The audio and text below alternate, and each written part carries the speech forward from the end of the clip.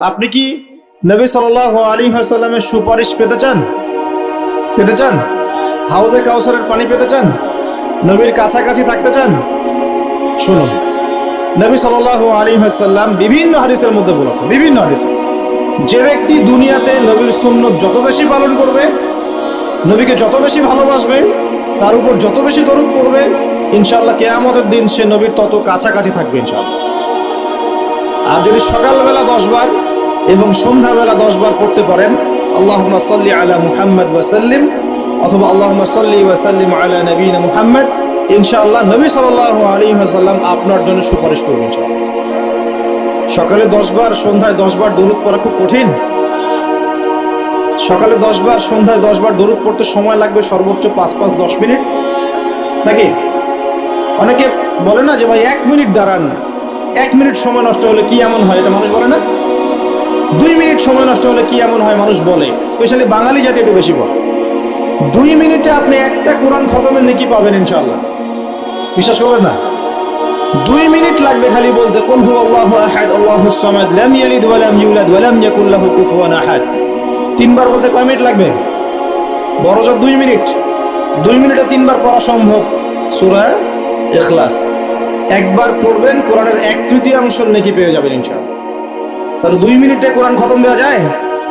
যায় কি যায় না? যায়, ফজিলত পাওয়া যায়। 2 মিনিটে আপনি বলতে পারেন আল্লাহুম্মা সাল্লি আলা মুহাম্মদ ওয়া সাল্লিম। আমরা বলি না যে 10 মিনিট সময় দে, 10 মিনিট সময় বস, গল্প করি।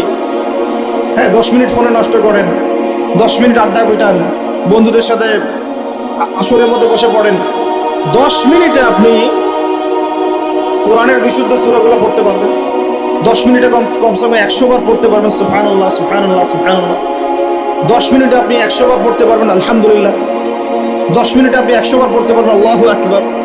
10 মিনিটে আপনি 100 বার পড়তে পারবেন লা ইলাহা ইল্লাল্লাহ। পারা যাবে না এগুলো? 10 মিনিটে আপনি 10 বার 20 বার দরুদ পড়তে পারবেন না? 10 মিনিটে 3 বার সূরা ইখলাস পড়তে পারবেন? 10 বার সূরা ইখলাস পড়তে পারবেন। আর 10 বার সূরা ইখলাস পড়লে জান্নাতে একটা ঘর নির্মাণ করা হবে।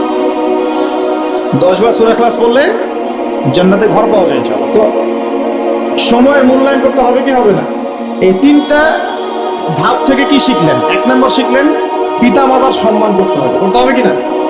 আমরাও কি পিতা মাতা হব না? হই নাই? আমরা কি চাই যে আমাদের সন্তান আমাদেরকে সম্মান না করুক? আমরা কি চাই? চাই না। অতএব আমরা যদি চাই যে আমাদের সন্তান ভালো হোক, আমাদের উচিত আমরা যেন পিতা মাতার সাথে ভালো বিহেভ করি। আমরা যদি চাই যে আমাদের মৃত্যুর পর আমাদের সন্তানরা আমাদের জানাজার নামাজ পড়াক, তাহলে আমাদেরকেও আমাদের পিতা মাতার অনুগত থাকতে হবে। আল্লাহ পাক তৌফিক এনায়েত করুন, আমিন। 2 নাম্বার বলেছি, রমজান মাস পেলেই গুনাহ মাফ করানোর চেষ্টা করতে হবে। অতএব রমজান মাসে আজে বাজে কোনো কাজের দিকে মনোযোগী হবেন না। প্রস্তুতি নেন, সামনে রমজান আসছে ইনশাআল্লাহ। নিজের কাজগুলোকে গুটিয়ে নেন, পড়াশোনা গুটিয়ে নেন, বাজার ঘাট গুটিয়ে নেন। রমজান মাসে যেন এত ব্যস্ততা না থাকে, ফ্রি থাকেন, রিল্যাক্স, খালি ইবাদত বেশি বেশি করবেন ইনশাআল্লাহ। আর 3 নাম্বার, নবী সাল্লাল্লাহু আলাইহি ওয়াসাল্লামের নাম যখনই শুনবেন কি বলবেন? সাল্লাল্লাহু আলাইহি ওয়াসাল্লাম পড়বেন, এবং সকালে সন্ধ্যায় কমপক্ষে 10 বার করে নবীর উপর দরুদ পড়বো ইনশাআল্লাহ। এখানে আরেকটা বিষয় চলে আসে, এইটা একটু মনোযোগ দিয়ে বোঝেন। আল্লাহর নবী বলছেন যে কেউ যদি নবীর নাম শুনে দরুদ না পড়ে তাহলেই তার জন্য ধ্বংস। কেউ যদি নবীর নাম শুনেছে দরুদ পড়ে নাই তাহলে সে ধ্বংস হোক, এটা বদদোয়া। তাহলে সারা জীবনে যদি আমরা নবীর সুন্নত মেনে না চলি আমাদের জন্য কি হতে পারে বলেন? শুধু নবীর নাম শুনে দরুদ না পড়লেই যদি এমনটা হয়, তাহলে সারা জীবন যে আমরা নবীর সুন্নতের খেলাফ চলছি আমাদের কি হতে পারে? দুনিয়ার জীবনে নবীর সুন্নতের খেলাফ চললে কি কেউ নবীর সুপারিশ পাবে পরকালে? হাউজে কাউসারের পানি পাবে? কবরের উত্তর দিতে পারবে প্রশ্নের? তাহলে আমরা দাড়ি কেন রাখছি না? দাড়ি কি নবীর সুন্নত কি সুন্নত না? তাহলে নামাজ পড়ছি মাশাআল্লাহ, দাড়ি কেন রাখছি না? কি সমস্যা? কেন সকাল সকাল উঠে আমরা এই শেভিং ক্রিম দিয়ে আমাদের নবীর সুন্নতকে জবাই করি? কেন? কি স্বার্থ, কি লাভ? হ্যান্ডসাম লাগে দেখতে? আপনাদের কি মনে হয় দাড়ি চেঁচে ফেললে, কেটে ফেললে হ্যান্ডসাম লাগে দেখতে, সুদর্শন লাগে? গাল ভর্তি দাড়ি থাকলে একজন পুরুষকে সিংহের মতো লাগে মাশাআল্লাহ।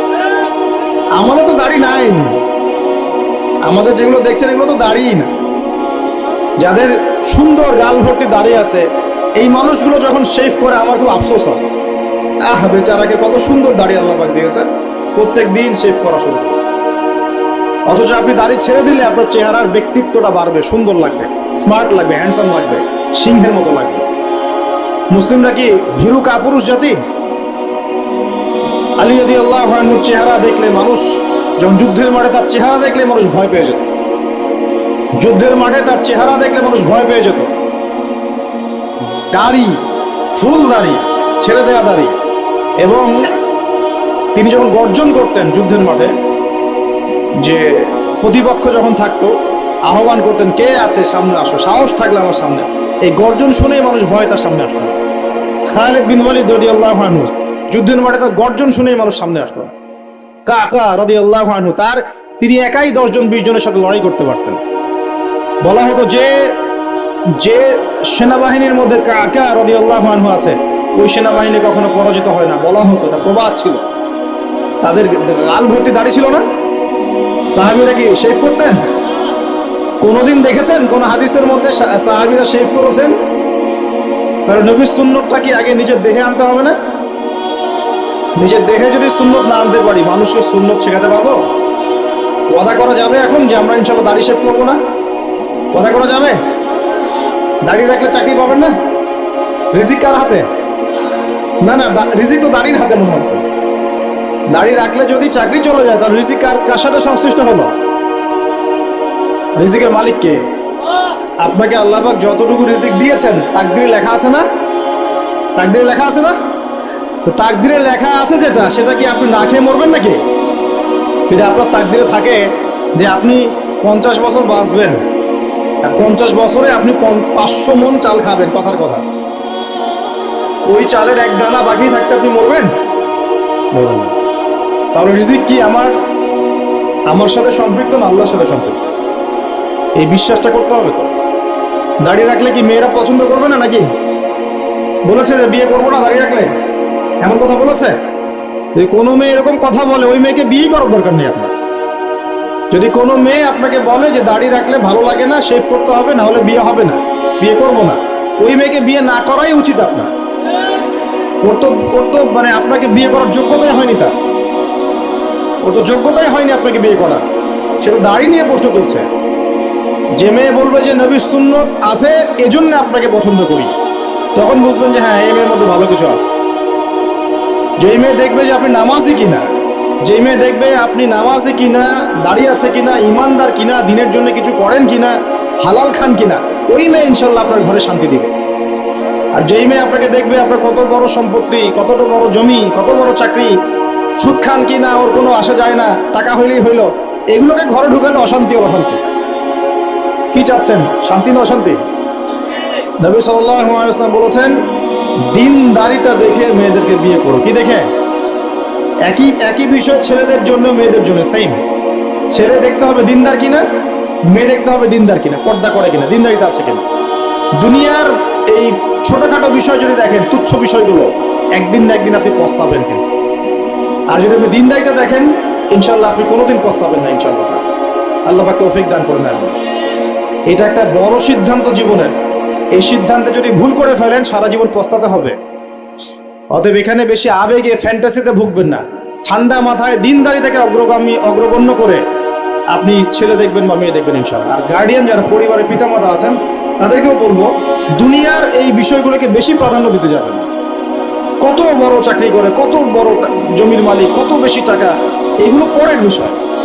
আগের বিষয় হচ্ছে আপনার ওই জামাই দিনদার কিনা, আগের বিষয় হচ্ছে তার মধ্যে ইসলাম আছে কিনা, শুরুর বিষয় হচ্ছে আপনার ওই মেয়ের মধ্যে দিনদারিতা আছে কিনা। এটা নসিহত করে গেলাম। যদি আপনি বুদ্ধিমান হন, তাহলে আমার নসিহত গ্রহণ করবেন, নাহলে কিন্তু সারা জীবন পস্তাতে হবে।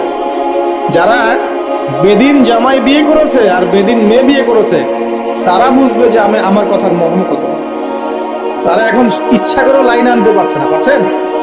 যে বলছে বিয়ের পরে ঠিক হয়ে যাবে, এত সহজ? এটা কি সুইচ টিপ দিলে ঠিক হয়ে যাবে? মানুষের মনটা খুব জটিল একটা বিষয়। এত সহজেই মানুষের মন চেঞ্জ হয় না। হয় ইল্লা মাশাআল্লাহ, আল্লাহ চাইলে হয়। কিন্তু যদি মনে করেন যে পর্দা করে না, বিয়ে করি তারপর পর্দা করবে, করাই নিব, বানাই নিব, নিজের মতো ঘুরে নিব, এত সহজ নয়। পরে দেখবেন